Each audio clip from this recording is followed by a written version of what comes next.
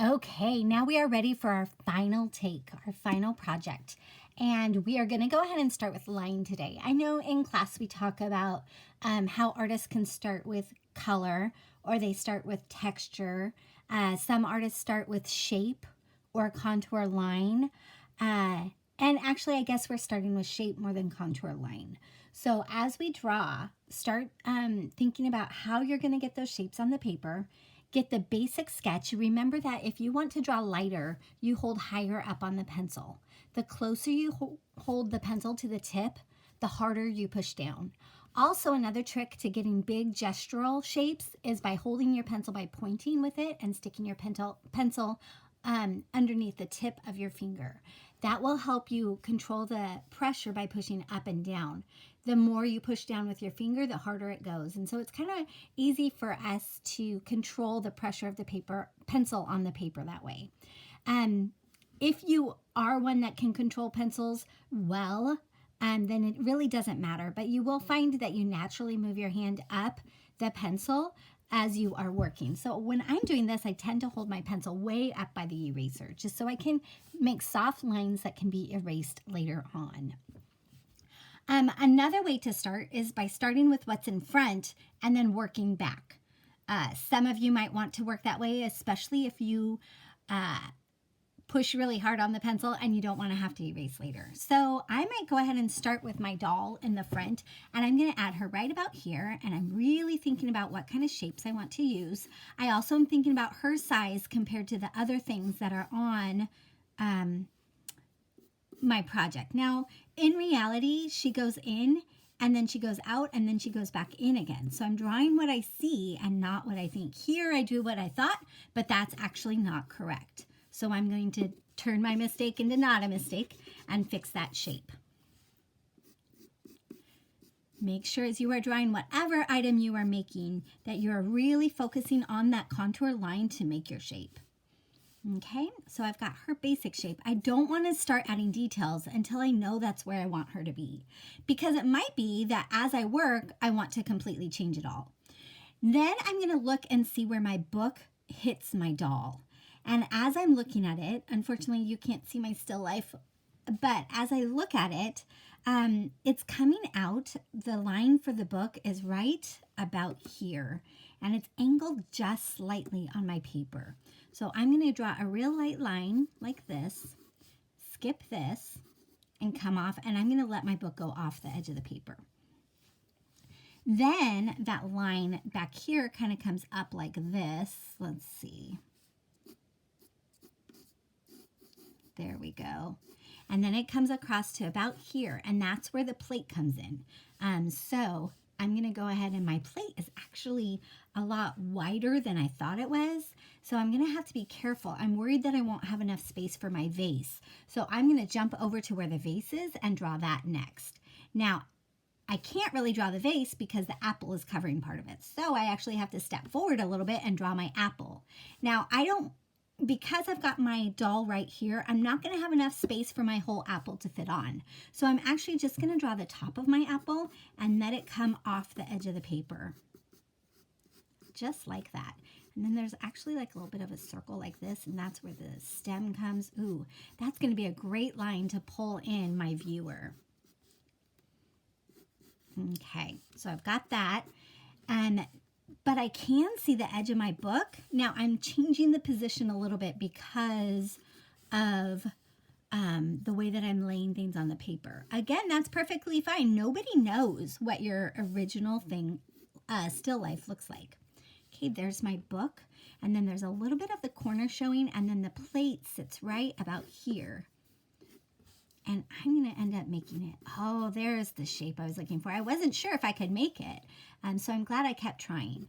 And it turns out that part of the plate actually goes behind my doll, which is not something I realized until I started looking and drawing. Okay, there we go. And then there's a little bit of the plate that comes underneath down like this. Okay. Okay. Then I'm coming over to here, and here is my vase sitting right about here. It's one of my favorite vases. I got it at a museum in Los Angeles called the Huntington Library. And they have lots of wonderful art of artists that we have seen in the past, as well as artists that you'll see in the future. One of the things that they have there that we have learned about is the Gutenberg Bible. And they have in one of the first Bibles, one of the first books that has ever been printed. So it is worth the journey if you can ever get up there with your family. There's that. And then I've got the solid line here, but then there's a tube on the inside. I thought that was really cool. There we go. Do you see how it's just, you keep moving just as the viewer is going to be traveling around in your artwork. You are traveling around in your artwork as well as you're drawing, okay? And then my last thing is going to be my cup.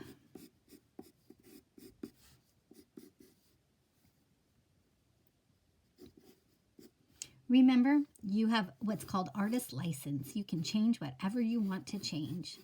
You can change the color, you can change the shape, you can change whatever it is that if you're intentionally making that change, go for it. There's nothing wrong with that. Now look at my cup. It doesn't look round and it looks off center. So I'm going to have to fix that by changing those lines a little bit. Change that bottom shape to a round shape instead of a straight shape. Pull it up like this. There we go. Now it looks like it's sitting up. And I've got a little bit of that angle right there. Okay, now I can go through and clean up my lines a little bit so I can see what I'm working with.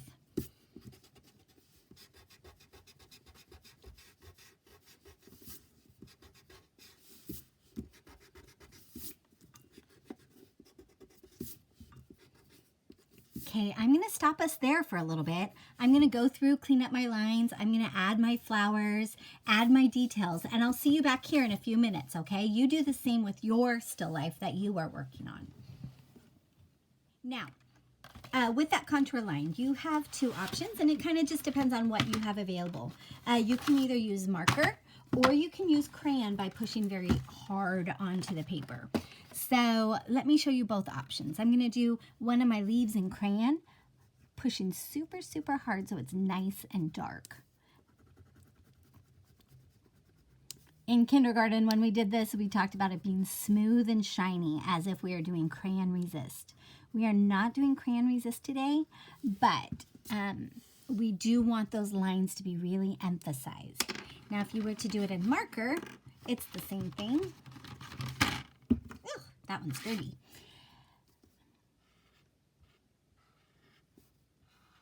Okay, so go ahead and work on your own, getting all of your contour lines completed using either crayon or marker, or crayon pushing really hard, or with marker. Okay?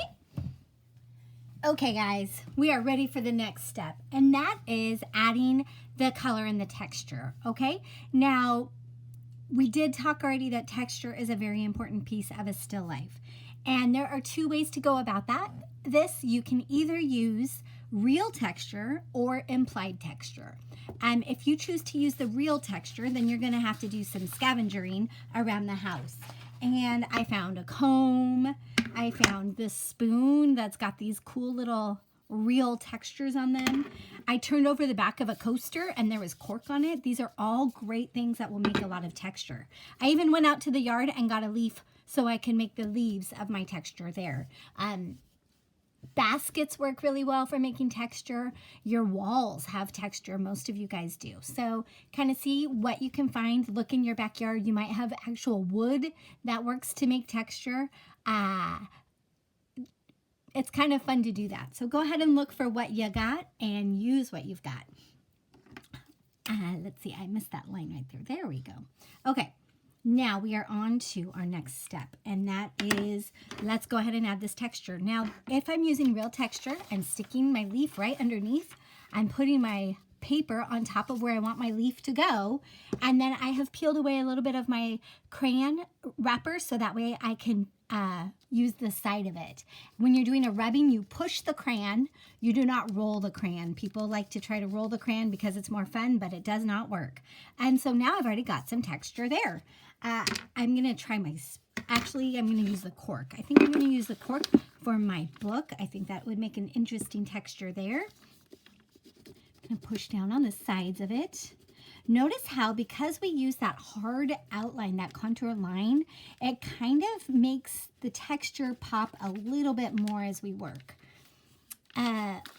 It's trickier when you're doing texture with real texture because you have less control as to where the texture is going. It's really hard to stay within the contour lines, but it's also really important that you do, because if that texture goes outside of it, it stops looking less realistic, if you will. This is not a realistic art. It is more of a stylized type of art, but we're still trying to be consistent to what it would be like in real life.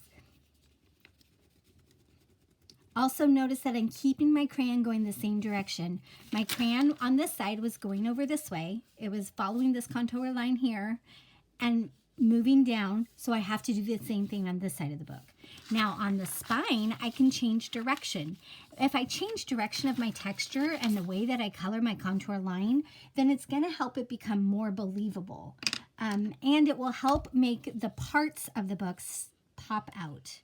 Now, to be totally honest, I was working on this earlier and I thought I was videoing myself, but guess what, guys? I didn't push play. I took a picture instead. So my original is already finished for the most part.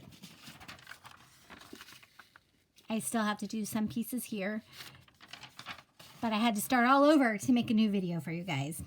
Ay, ay, ay. Gonna go ahead and color this part right in here. And then lift it up right up here.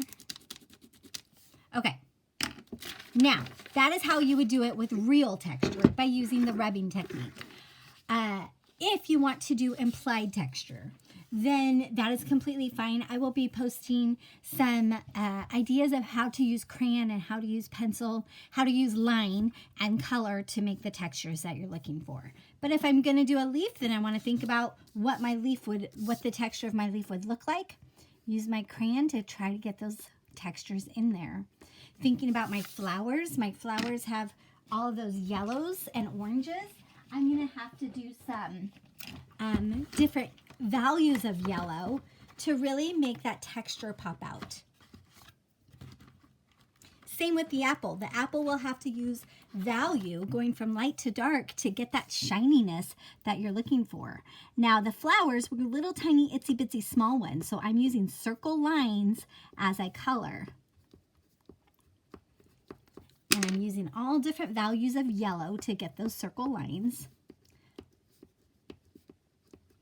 And because it doesn't look like it's popping, I'm going to go with some other colors that are near yellow to try to get that texture to show up a little bit more. There it is, right there.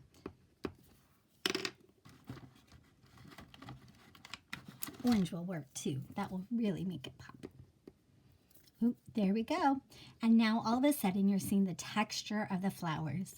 It's implied texture, but it is texture. Okay? Go ahead and get that finished. I would love to see your completed work.